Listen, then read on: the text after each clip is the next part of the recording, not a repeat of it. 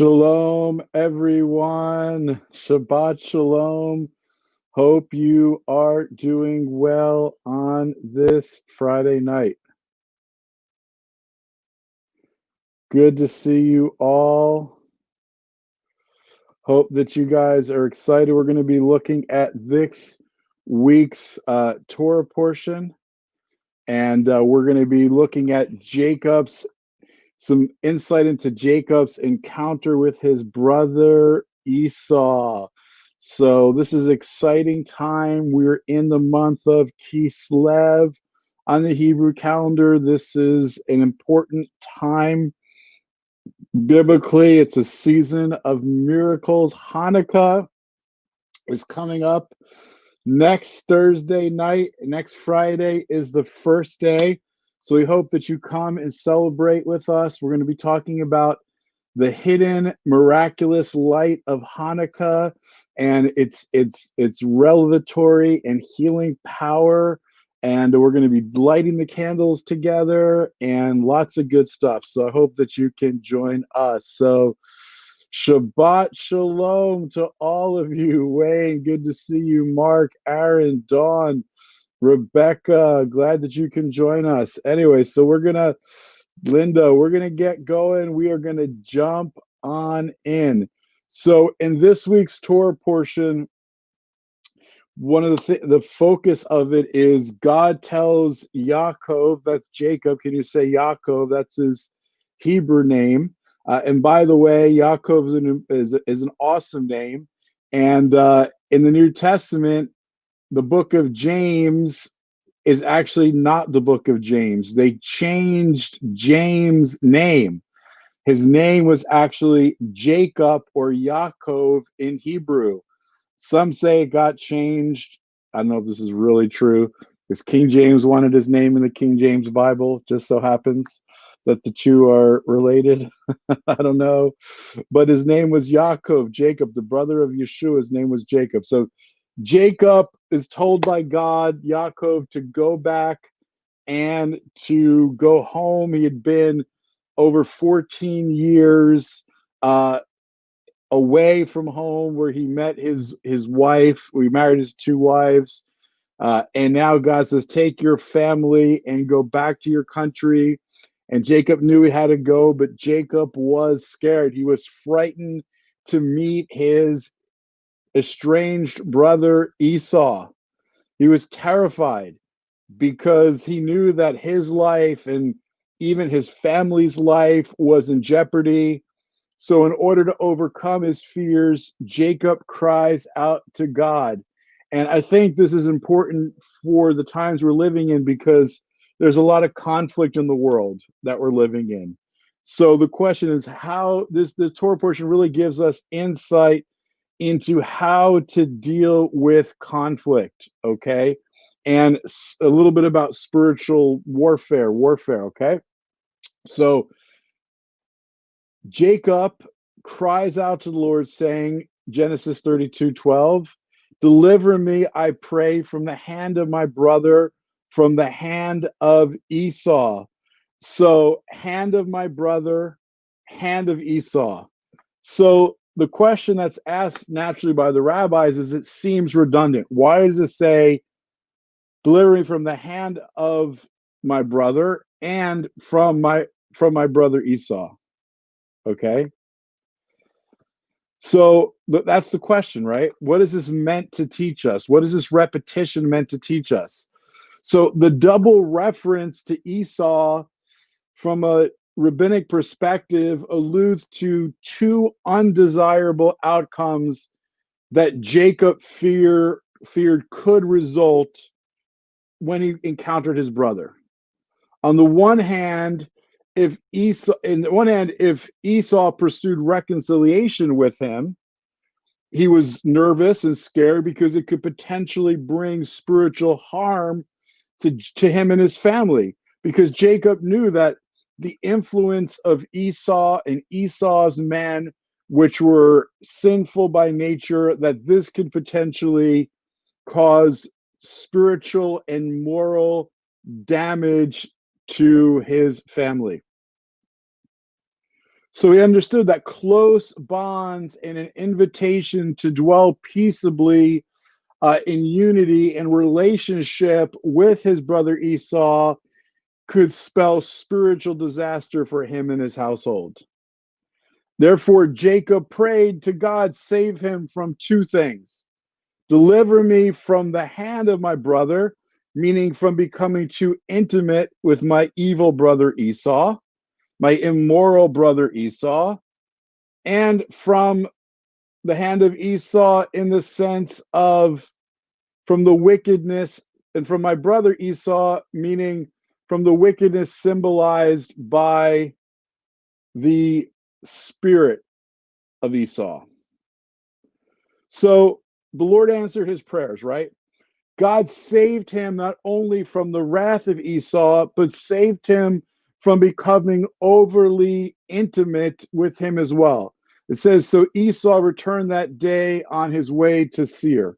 So he met Jacob and then returned to where he was from and left him in peace. The question that I want to ask you all is, what do you think is greater? What do you think was the greater threat? Do you think the greater threat was that his brother wanted to live peaceably with him, or that his brother wanted to bring harm from him, Tim, right? So one was deliver me from my brother wanted to be close to me, and the other one was deliver me from the violent hand of my brother Esau. Which do you think Jacob should have been more nervous about? Shalom, Aaron. Shalom, Mary. Good to see you all. Shabbat shalom to you in North Carolina. So, what do you think? Which one should he have been more fearful? If you had to choose one or the other, what should he have been more nervous about? The friendship of Esau or the physical harm that Esau might inflict upon him and his family? So the interesting thing, yeah.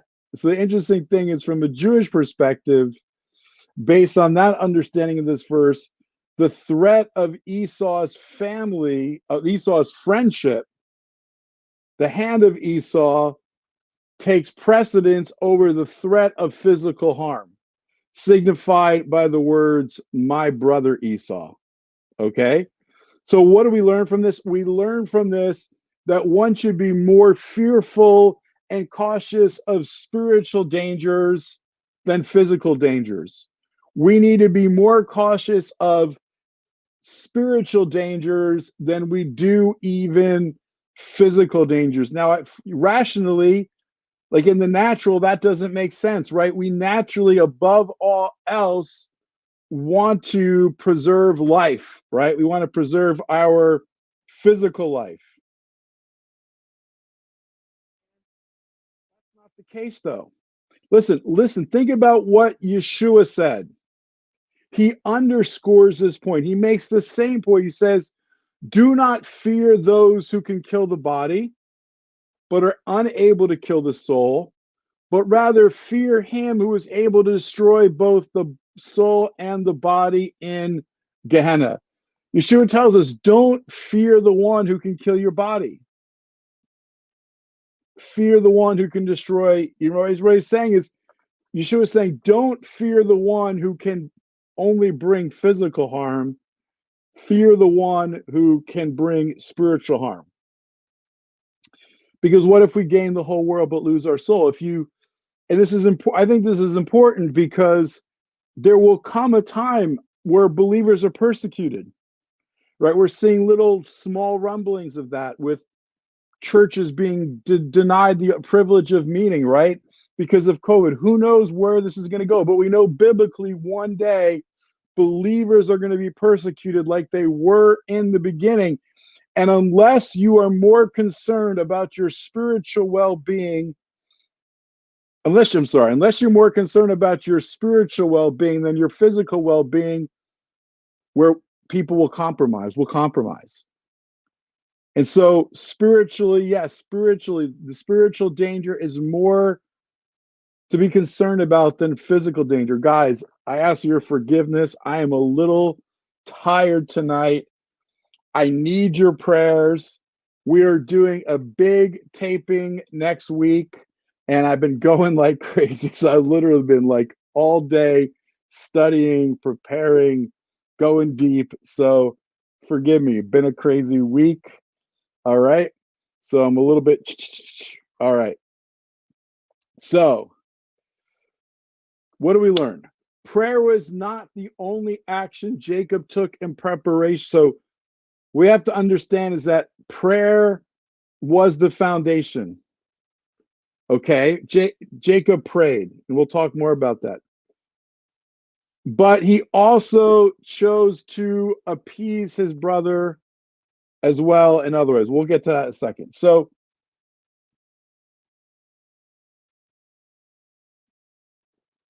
Jacob overcomes his brother primarily with prayer, right? Does three things: to appease his brother with gifts, he makes preparation for war, and he prays. But the most powerful of these three was prayer.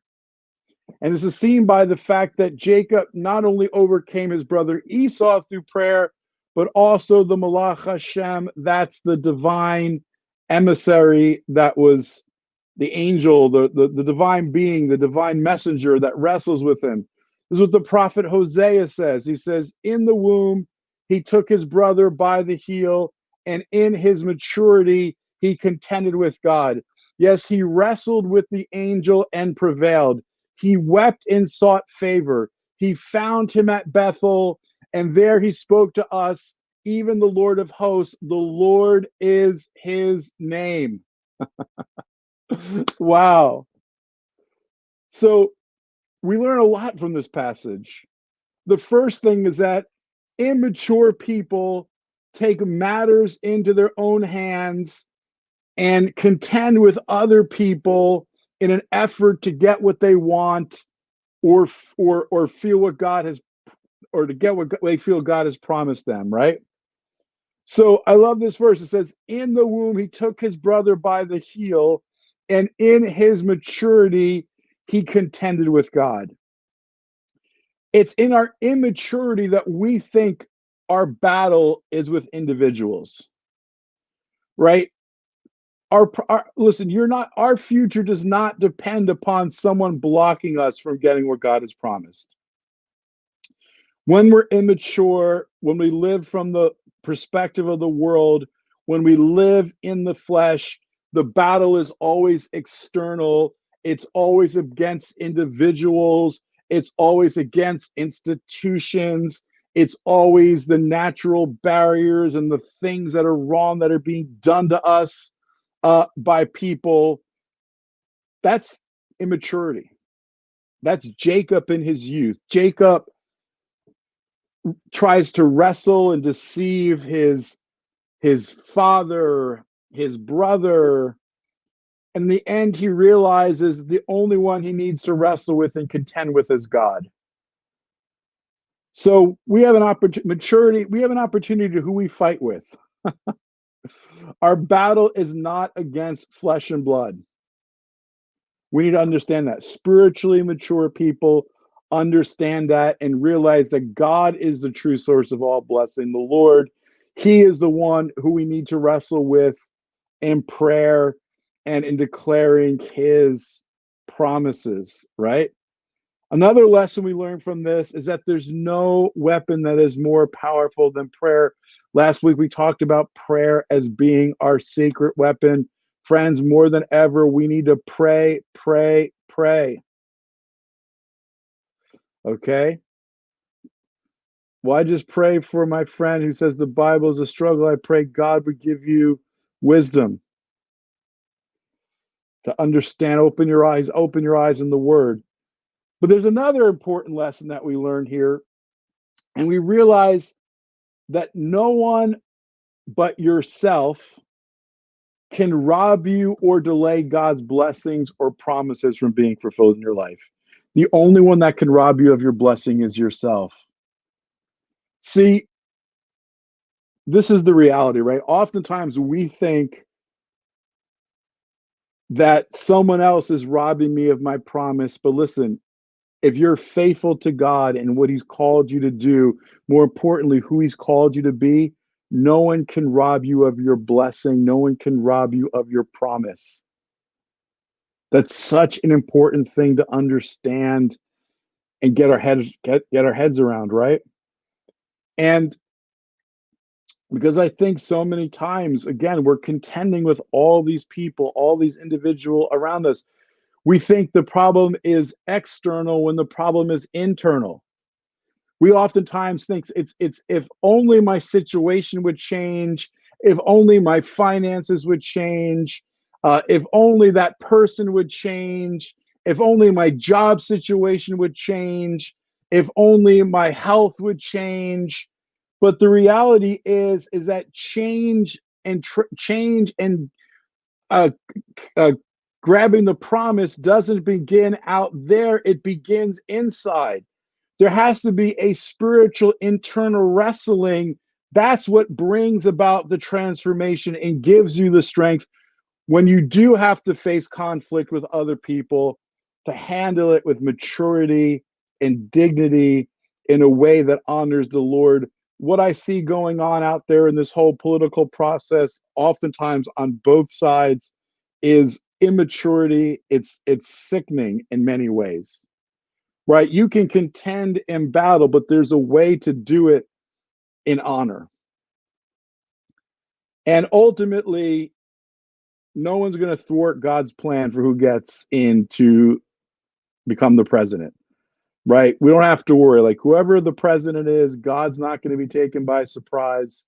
Doesn't mean we shouldn't contend or for fight for what we think is right, but at the same time, God's in control.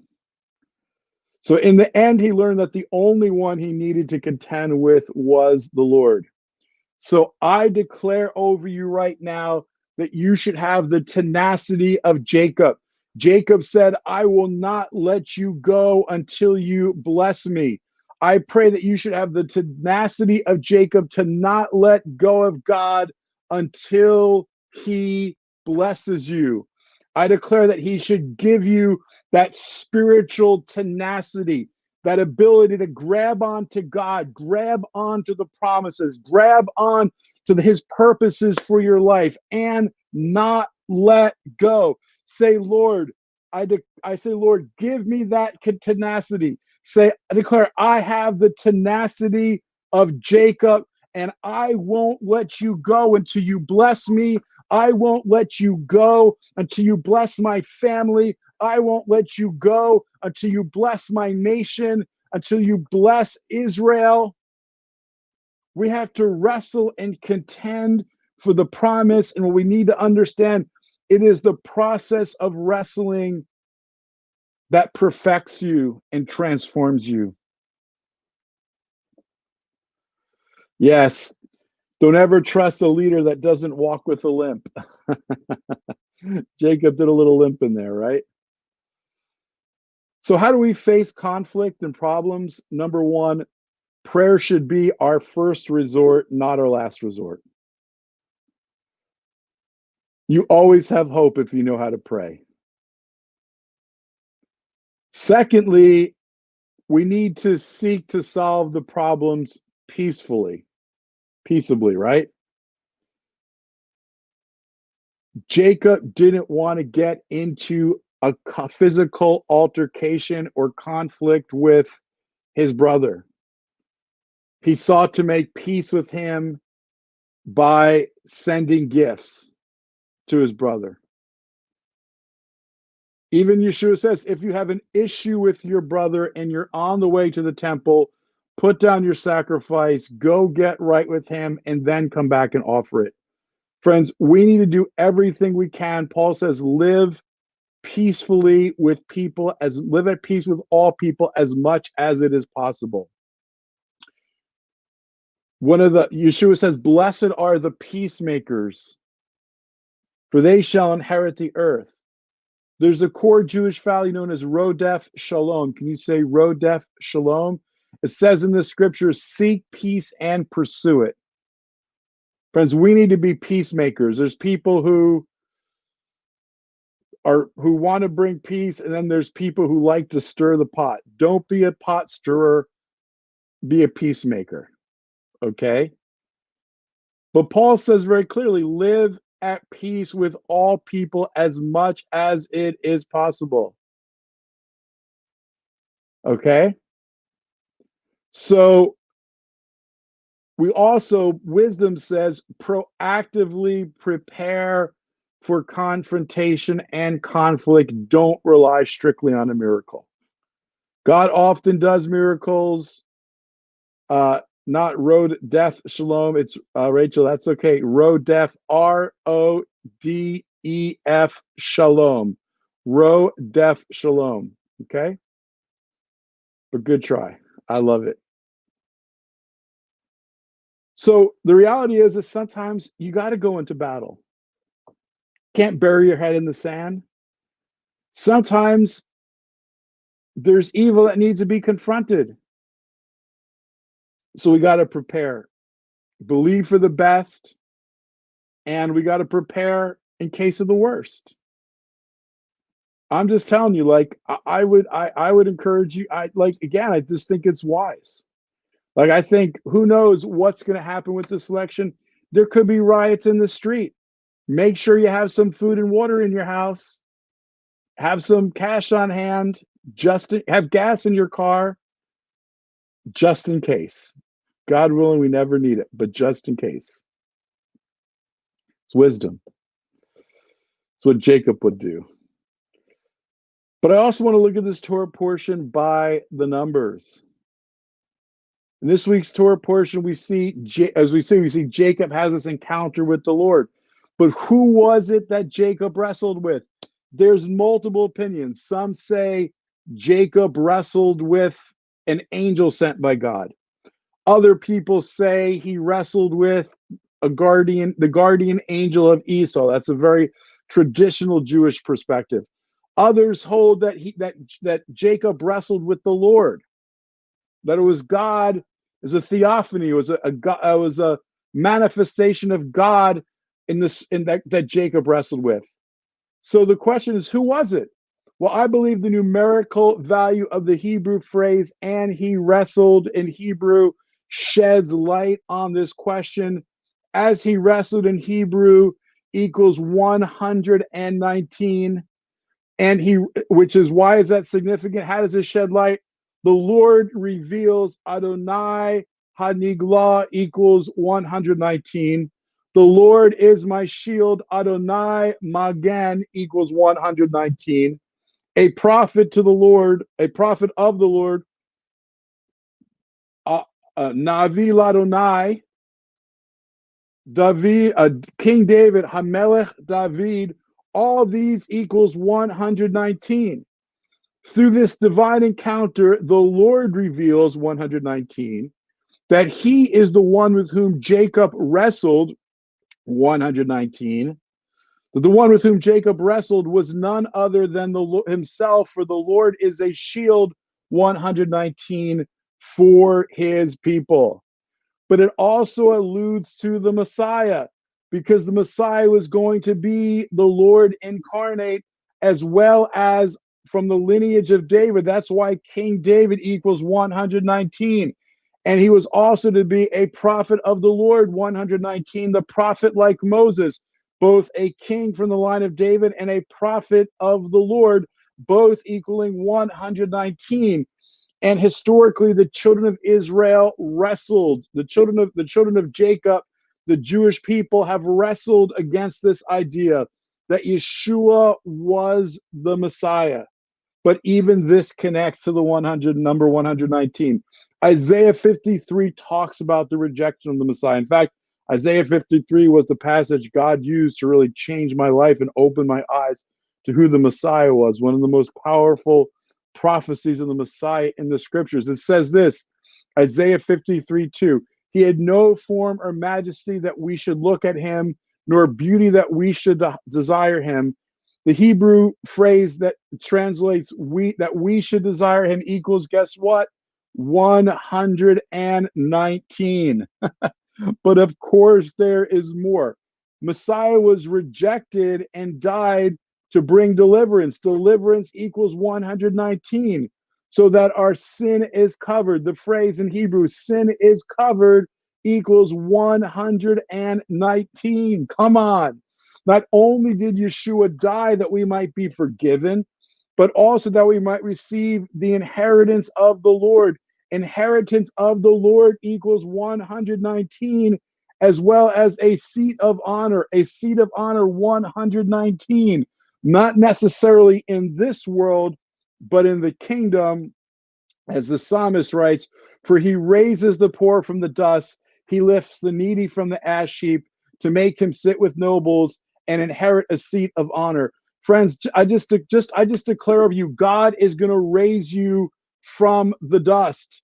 He's going to raise you from the ash heap, and he's going to give you a seat of honors. He has prepared a seat of honor for you, and he's going to sit you among the princes and the leaders of his people. But you gotta believe it. You are royalty. Come on. I don't care if people give you the seat of shame. You've been given by him the seat of honor. What's even more incredible is how multiples of 119 also point to the person and work of the Messiah. As we've seen, the Lord's deliverance is 119 times 1. Demonstrates the mercy of the Most High, Hesed El Elyon, 119 times 2. Hesed, the mercy of the Most High. For through the Messiah, iniquity is pardoned. Nirtzah Avonah, 119 times 3. Okay, so the iniquity is pardoned 119 times 3. Because the calling 119 times 4, and the gifts promised to Israel and all believers is made secure in him. But there's more. Transgression is 119 times 5. Transgression and the sting, the word sting in Greek, 119 times 5. So of death is removed. So Messiah brings deliverance 119 to remove transgression 119 times 5, and the sting of death 119 times 5, okay, is removed, so that we might experience the Lord's sanctification also 119 times 5. Sanctification, becoming children of the promise 119 times 6. You are being sanctified. You are in the process of becoming children of promise through the Messiah Yeshua, the mediator 119 times 7, who laid down his life as the Passover lamb, for it is the blood which makes atonement for the soul. That phrase in Hebrew for it's the blood that makes atonement for the soul is 119 times 7. You see this 1, 2, 3, 4, 5, 6, 7 in these multiples. Okay? But there's still more. Therefore, you are now heirs of God, 119 times 8, who are called to bear testimony, 119 times 9, to the blood of the covenant, 119 times 10, and to the one who is called the Nazarene, 119 times 11, and who is also the way, the truth, and the life, 119 times 11. Listen, in Greek, the Nazarene equals 119 times 11, which is the same as the way, the truth, and the life, because Yeshua the Nazarene from Nazareth was the way, the truth, and the life. Come on. So based on both the numbers as well as the context, it's clear that the one whom Jacob wrestled with was none other than the Lord incarnate, the Messiah, right? Because a lot of scholars, a lot of Jewish people say, no, that wasn't God, but it was. And that's the reason why I named the place Peniel. For I have seen God face to face, and my life has been spared. Genesis 32:31. Like Jacob, when we wrestle with the Lord, it transforms us. It transforms our lives, and it's the wrestling that helps us be conformed to the image of Messiah Yeshua, Messiah Jesus. There is pain in the process, and we'll talk more about this with Joseph, but the blessing that results is more than worth it. Friends, the pain is going to bring greater gain, okay? The pain brings greater gain. So stop trying to place blame. God will use the good and the bad all the same to bring glory to his name, okay? So I just declare that over you right now. I declare over you right now that there is a promise in your pain that's going to lead to blessing and prosperity in your life.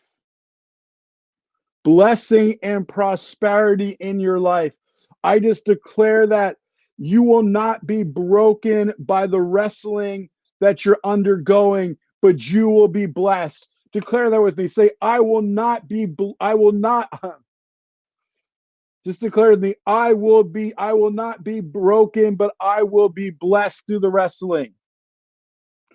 Well, there's a good brokenness that all of us should be, but again, declare, my brokenness is going to lead to my blessing.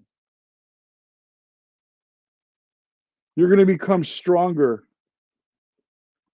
You're going to become an overcomer. So I just bless you all. I just thank you. I say Shabbat Shalom. Oh, thank you, Cheryl. Thank you for your encouragement, guys. It means so much. I always love spending this time with you. You are blessed in God, and I just speak his shalom over you. I speak his miracles over you. I speak his blessings over your life now in the name of Yeshua, our Messiah. Shabbat Shalom. Hey, Gail, good to see you. Yuki, I love the declarations. I love the declarations. You are going to overcome. Doesn't matter what the battle is you're facing right now. It doesn't matter what you are wrestling with at the moment. You are going to overcome. I declare right now, the Lord is going to give you strength in your struggle. I'm going to pray right now. He's going to give you the strength you need for your struggle, the strength for the struggle to succeed, and you will succeed. And I declare that shalom over you in the midst of the process in the name of Yeshua. Friends, if you were blessed, tell people about our weekly Torah portion guide. The numbers are in there. Other teaching is in there. Let people know about it. Check out the podcast. Listen, we're going through the story of Christmas and Hanukkah through Jewish eyes. You're not going to want to miss that. Great interviews. Also, if you haven't studied Hanukkah in depth, we have a book, Aligning with God's Appointed Times. There's a great chapter on Hanukkah how-to section in there. Get it. It will help you. Join us next Thursday night, first night of Hanukkah. Sign up. I can't wait to be with you and share what God has done. I will be on the road. We'll have been filming for TBN. Excited to share with you that project. It's going to be great. I love you all. I'm going to go celebrate Shabbat with my family. Shabbat Shalom and blessings. Sim Shalom Tova Bracha. Hen v'chesed rachmi. May he establish upon you peace, mercy, goodness, and kindness. In the name of Yeshua, amen.